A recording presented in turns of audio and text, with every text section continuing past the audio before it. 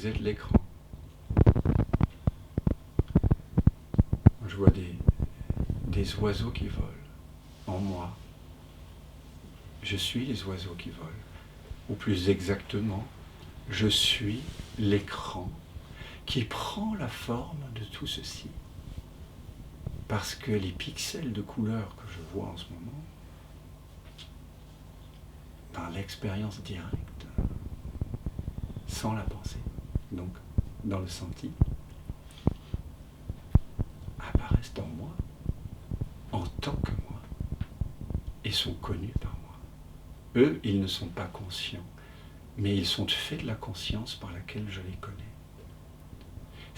Donc, tout ce que je perçois, les êtres humains qui sont là apparemment, les amis, la guitare, les tableaux,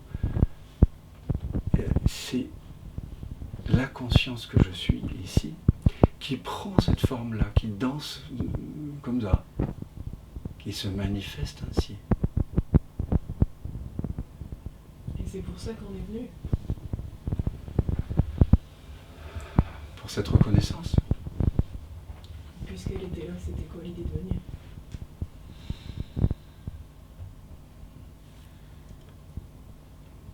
Peut-être que il n'y a pas d'idée. Bon, ça va être difficile à supporter. Peut-être qu'il n'y a pas d'intention. Peut-être parce qu'on a... Oui, tu as peut-être été élevé dans une religion chrétienne. Ou en tout cas dans quelque chose où dans un monde matérialiste où on pense à la causalité. Hein. Pour que quelque chose prenne forme, il faut qu'il y ait un créateur. Mais peut-être que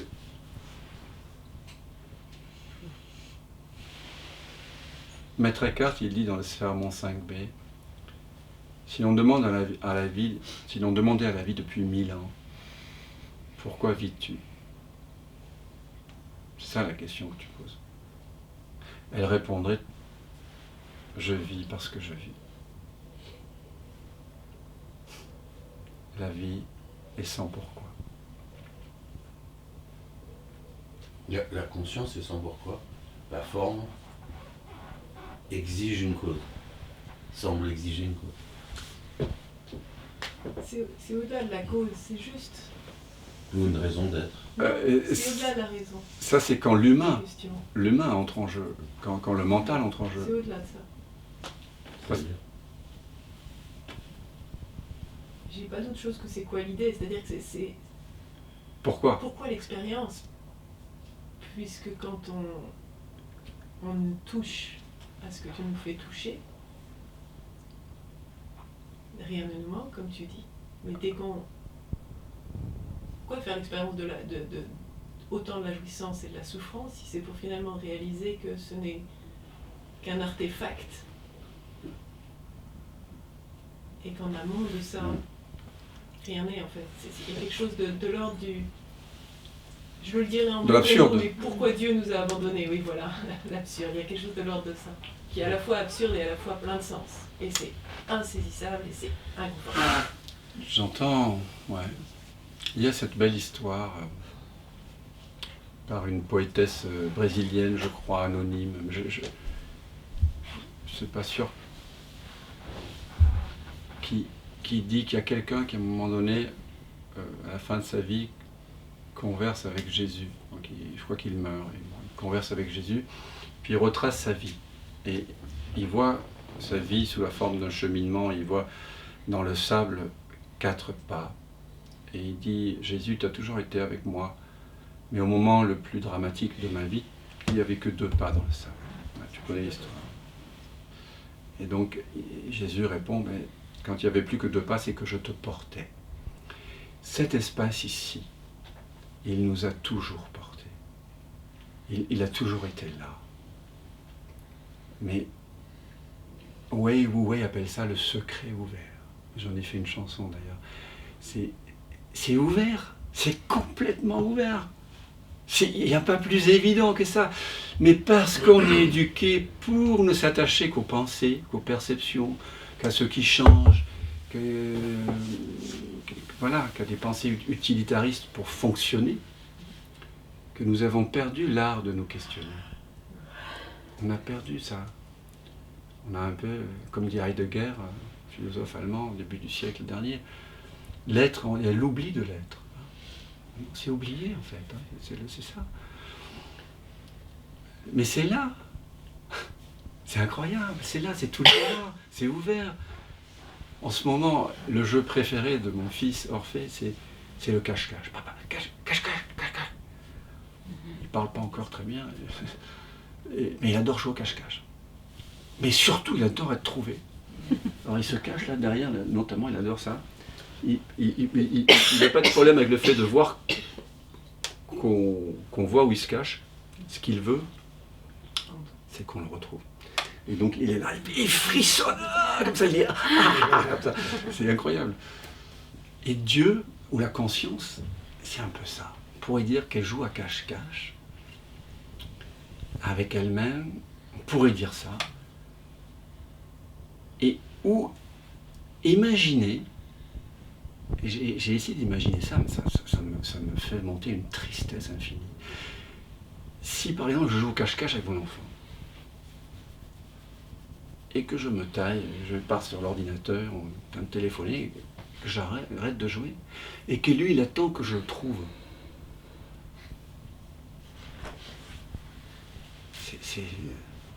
C'est horrible. Ouf, j'en ai les larmes aux yeux là. Et bien, cet espace, considérez-le comme un petit enfant qui veut se retrouver comme ça. Qui veut se retrouver. Il n'y a pas de pourquoi, c'est juste beau. Je ne sais pas quoi vous dire. C'est sa nature d'être et de connaître. C'est sa ça. nature. C'est sa nature. Et donc, on a été obligé en tant qu'humain, pour fonctionner en tant qu'humain. C'est l'évolution qui fait ça, j'en sais rien. C'est la conscience qui nous fait avoir un langage. Pas l'évolution, c'est la conscience qui produit un langage qui est capable aussi bien de nous enfermer dans le langage. Le langage, il fait croire que c'est lui, en fait. Hein, la pensée fait croire que c'est lui qui sait. Le verbe est double. Hein ? Le verbe est double. Oui, voilà, c'est ça. Et puis à un moment donné, parce qu'on a trop souffert, c'est trop triste quoi, de le laisser là. Donc on revient.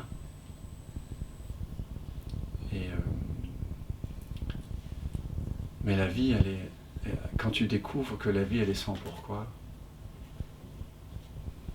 vraiment, il y a une paix. Tant qu'il y a une réponse à pourquoi la vie, pourquoi, tant qu'il y a, le mental veut répondre et qu'on s'identifie à la réponse, il y a la recherche qui est là, il y a l'insatisfaction. C'est paradoxal. Parce qu'au fond de nous, nous savons que la réponse mentale ne va pas nous combler. Elle ne peut pas. La seule chose qui peut nous combler, c'est de reconnaître que nous sommes ce mystère. Nous sommes la vie même. Je suis. Lorsque je regarde l'espace dans sa globalité, je sens bien qu'il n'y a pas de distance. Par contre, dès que je fais le focus sur un tableau, Oui. hop, je vois la distance et il y a des pensées qui arrivent. Exactement. Qualifiées. Mais c'est magnifique, ça va te permettre de continuer à survivre un petit peu en tant qu'humain. Et de laisser Dieu se reconnaître encore un petit peu à travers toi. Parce que dès qu'on focalise, c'est naturel. Qu'est-ce qui fait qu'on focalise ? C'est la pensée. C'est la conscience qui prend une certaine forme à travers nous. Et si tu ne sais pas que c'est un tableau, et qu'une table est une table, et qu'un appartement est un appartement, et qu'une voiture est une voiture, et qu'un corps est un corps, tu auras beaucoup de mal à te débrouiller en tant qu'humain.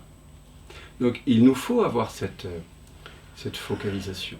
Maintenant, tu peux t'amuser aussi à...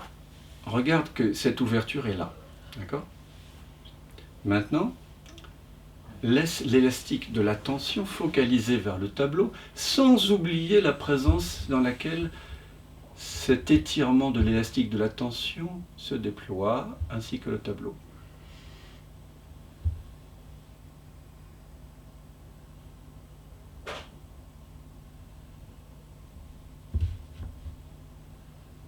Ça peut demander un petit effort au départ, mais vous voyez que vous pouvez focaliser tout en n'oubliant pas que vous êtes cet espace ouvert. D'ailleurs, il n'y a pas de projection de pensée. Non, C'est le tableau, c'est le tableau. c'est ça. Et donc il est possible de plus en plus dans votre vie, un peu comme si on vous demandait de regarder le film en sachant à chaque instant que le film est fait de l'écran et de ne pas mettre l'accent sur le scénario et le ah non, ah ouais, la dramaturgie, mais de sentir la beauté du fait que tout ça est une expression, comme tu dis Dominique, une manifestation de l'écran, d'instant en instant. Et l'écran, c'est vous, c'est toi. Et donc, une fois que vous avez redécouvert, comme maintenant, chacun, finalement, vous avez redécouvert votre vraie nature de connaissance. Maintenant, il s'agit de l'appliquer dans le quotidien, avec ta femme, tes enfants, si tu en as, avec les déboires, avec la maladie, avec la mort des proches, avec la trahison, avec les mémoires traumatiques qui remontent. Et ça, c'est tout le travail de la vie. C'est comment maintenant, enfin, pas comment, mais c'est laisser monter dans cette présence qui est guérisseuse, qui est ultimement guérisseuse, puisque guérisseuse de quoi? De l'illusion de séparation. Laisser monter tout ce qui semble avoir le pouvoir de nous séparer, vous voyez? De vivre constamment, ou de plus en plus, à partir de cette vision sans tête, à partir de cette ouverture. Parce que c'est bon. Parce qu'ainsi, on arrête de s'infliger ce que j'appelle la double peine.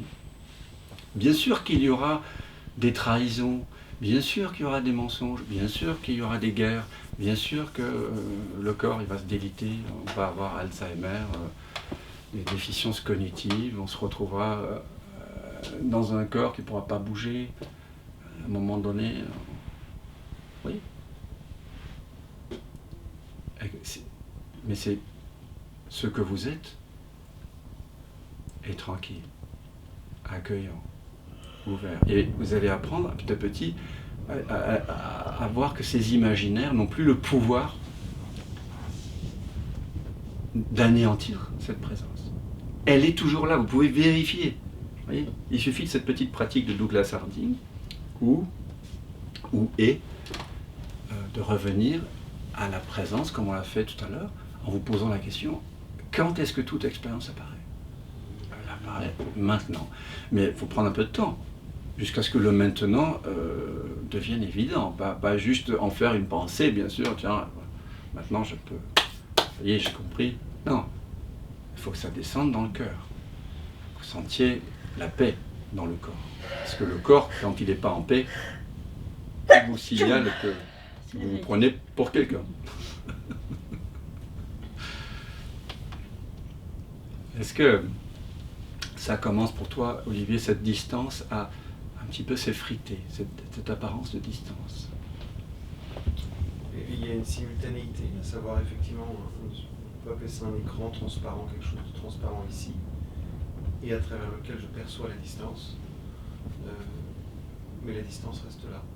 D'accord. Mais par contre, je perçois effectivement la transparence. la transparence. Alors c'est un premier pas. C'est un premier pas. Jésus, il dit, quand on lui demanda quel est le commandement le plus important, il y en avait 613 à l'époque. Incroyable. Tradition juive, tout est cadré, quadrillé. Et il prend 2 commandements, il en fait un. Il dit, honorez le Père de tout votre être, tout votre cœur. C'est ce que nous venons de faire en nous posant la question, qui suis-je, où suis-je en train d'être, où est-ce que toute expérience apparaît, ou quand est-ce qu'elle apparaît. Ça, c'est honorer la réalité. Le Père, c'est la réalité, c'est ce qui est. C'est ce que nous venons de faire en nous revêtant d'espace. Nous avons honoré le Père. Nous honorons l'être que nous sommes. Nous cessons de mettre l'accent que sur l'apparence. Nous honorons l'essence. Mais il dit aussi quelque chose qui va avec. Et aime ton prochain comme toi-même. Parce que de cette reconnaissance que je suis, cet espace ouvert et accueillant qui dit toujours oui, il y a amour. Mais ça vient de cette reconnaissance. L'amour et donc l'intégration de cette non-distance, de cette non-séparation, elle prend plus de temps, semble-t-il. Dans mon expérience, il y a de temps en temps, dans ma vie, apparaissent une résistance, encore. Ouais. Et du coup, je prends le temps de revenir ici et de l'accueillir à partir de cette présence. Un peu comme on fait tremper un glaçon dans de l'eau. Et ça prend un peu de temps pour qu'il fonde. Ça dépend de la température très froide du glaçon, ou chaude ou pas de l'eau. Vous voyez ce que je veux dire? Ici, c'est l'eau, l'océan, et le glaçon, c'est la vague. C'est l'apparence. Et il y a des choses qu'on a rejetées comme n'étant pas le soi, comme n'étant pas moi. Les autres sont violents, moi je suis sage. Les autres sont menteurs, moi je suis honnête, etc. Donc, pour intégrer tout ça, tous nos sentiments de trahison, nos histoires, les violences qu'on a subies dans le corps, dans le psychisme, il faut faire affleurer, et c'est pour ça que je fais un stage de 9 jours, parce que ça prend un temps de sentir aussi. On parlera de la voie du sentir demain. Mais vous voyez qu'on est déjà dans la voie du sentir. On accueille maintenant, c'est le deuxième mouvement de la reconnaissance de soi. Je me prends pour quelqu'un et je me pose la question qui suis-je et je découvre que je suis personne. Somebody, nobody. Et là, je peux être everybody. Mais être everybody, dans mon expérience, voilà, de temps en temps, oui, il y a des attitudes humaines qui génèrent une résistance en moi et donc je sens, ça génère une contraction dans le corps, donc soit la voie du sentir, je fais l'unité avec la sensation, soit je reviens ici, hop, et j'accueille, comme l'eau accueillerait un glaçon, cette expérience qui semble être étrangère, et je la laisse être là. Ça me fait quand même beaucoup penser à l'individuation de Jung aussi, cette complétude du masculin-féminin. Tu parlais du principe masculin quand tu parlais de l'acte et de la verticalité tout à l'heure. Oui. Et là, je vois le creuset arriver quand tu parles de ce deuxième amendement en tête, excusez-moi. Non, mais c'est... Voilà, je sens tout le réceptif qui arrive. Où là, je suis beaucoup plus à l'aise, par exemple, parce que je vais parler en un très grand enjeu existentiel, et où je vois le féminin arriver dans ce creuset. Évidemment. Et c'est souvent oublié. Souvent, dans la non-dualité, on met l'accent sur l'espace, la paix. Parce que le reste, ça prend du temps. Évidemment que oui, tu es déjà ce que tu cherches, blablabla. Bla bla. Ça, c'est les grandes phrases des Upanishads. C'est vrai. Mais quand l'enseignement, entre guillemets, non-duel, comme le néo-advaita, il n'y a personne, tout est conscience, il n'y a pas d'acteur, tout est parfait. Bien sûr qu'en entendant ces phrases, on peut avoir un aperçu sur la profondeur essentielle. Mais dans mon expérience d'accompagnant depuis 27 ans, il y a très peu d'êtres qui ensuite vont sciemment embrasser la réalité dans sa complexité, dans son apparente horreur, et voir qu'elle aussi, elle est faite de conscience. Et puisque ce deuxième volet n'est pas très présent dans l'enseignement et que ça prend du temps, eh bien, on va faire ce qu'on appelle du contournement spirituel. Dès qu'il y a quelque chose qui nous gêne, les bruits, il y a trop de bruit, il y a trop de machin, tiens, je vais me mettre en position de yoga, je vais mettre le bol tibétain, je vais mettre une vidéo de non-dualité, je vais lire un petit peu de poésie de Rumi. Donc, en fait, on crée une dualité. Alors que si vraiment vous êtes posé dans la présence, si le bruit vous gêne, si une personne vous gêne, vous réalisez que vous êtes l'auteur de votre perturbation. Et que l'auteur et la perturbation, tous deux, doivent être accueillis dans cette vision sans tête, dans cette... Et donc ça prend un temps, comme le glaçon dans l'eau. Il faut s'asseoir avec. Il y a un temps dans la journée. Pour ça, on ne peut pas forcément le faire dans une altercation avec d'autres humains, ou, lorsque le choc arrive, mais il y a un moment donné où, de plus en plus, on prend le temps. Maintenant que ce vide est là, ce féminin est là, même si on l'a reconnu, disons, par un retournement de la conscience, par une invitation à la connaissance, maintenant que cette connaissance est là, on va accueillir toute notre ignorance là-dedans. Ouais. Et donc finalement, c'est pour ça que je te disais tout à l'heure, opposer la voie du sentir, je l'ai fait, je l'ai eu fait, et la voie de la connaissance, c'est encore une forme d'immaturité. Bien sûr que quand on pratique l'un, on ne pratique pas l'autre en même temps.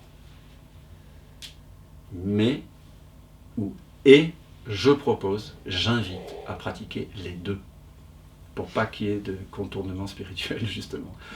Et donc on verra peut-être plus demain la voie du sentir. Hein, là, on ne sépare pas au départ. On ne fait pas cette discrimination entre je suis quelqu'un, je suis rien, je suis le plein.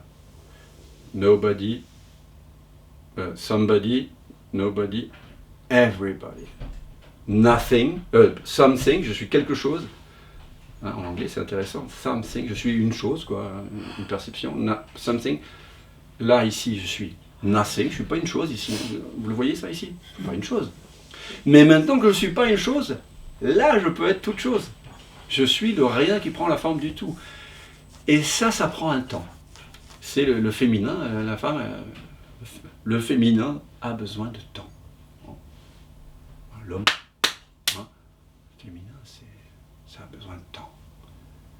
Et bien sûr, le féminin et le masculin sommes en chacun de nous. Voilà. Donc, dans la voie de la connaissance, je vois que je ne suis rien. On pourrait dire, hein, ah, il est coincé. Dominique, tu pousses doucement la porte et petit geste. Ah.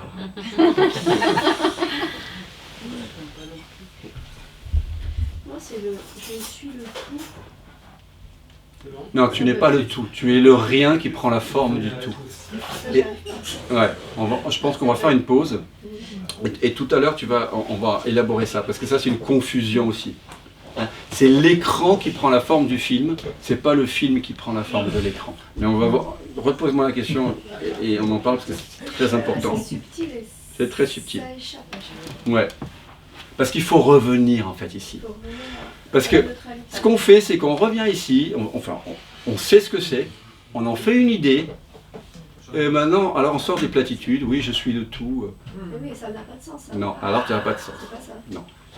Non. Ça doit être un vécu profond. Et c'est pour ça que vous voyez, on prend du temps pour s'installer dans ce vide. Et là, petit à petit, on voit que tout apparaît dans ce vide à zéro distance. Tu vois, il faut du temps pour ça. Olivier, ça fait 4, 5, 6 ans qu'on se connaît. Et qu'il pratique ça. Et encore, il a du mal à... Il sait maintenant revenir à cet espace. Ça va. Ça va. Et encore pour lui, c'est un peu difficile, parce qu'il est plutôt dans la tradition, on chante des mantras. Mais maintenant, l'espace est là. Mais il a du mal encore à voir qu'il n'y a pas de distance entre l'espace ouvert et les objets. Mais ça vient, mais il faut s'y poser, c'est comme la voie de la dévotion, vous devez vous dévouer à ça, vous prenez 1 heure tous les matins, puis vous verrez qu'à un moment donné, ça va être évident. On a trop entendu ce message que c'est tout de suite. Hein. C'est déjà là. Voilà, c'est déjà là, il n'y a rien à faire. Mais si, il y a à défaire. Le faire est un défaire. C'est pour ça que j'appelle toutes ces pratiques, non pas des pratiques, mais des jeux de révélation. Mais il faut se mettre en jeu.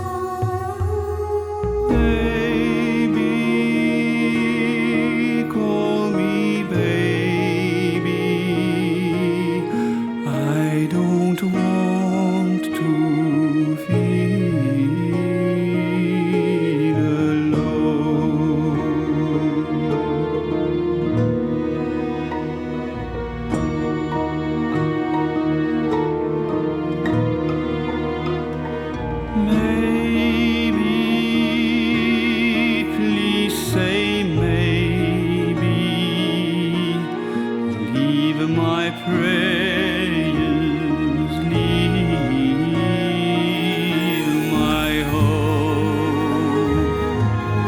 Let me slip into your wave.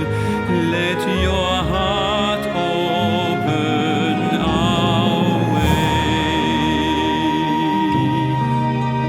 You are my side, bright is our flight, delight is our night.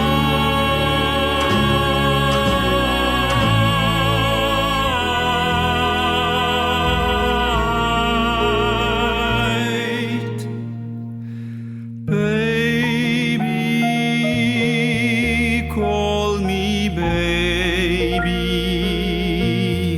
I don't want to feel alone.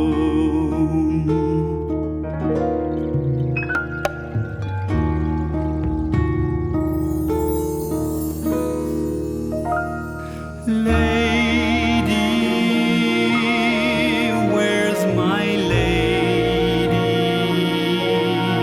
She who knows the eternal game.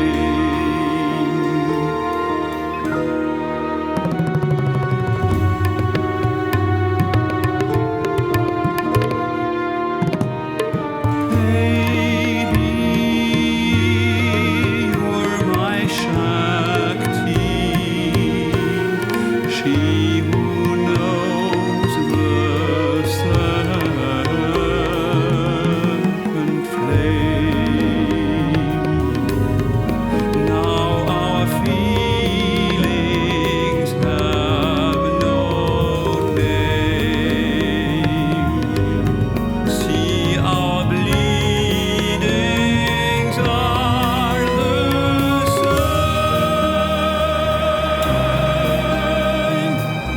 You are my side, bright is our flight, delight is our night.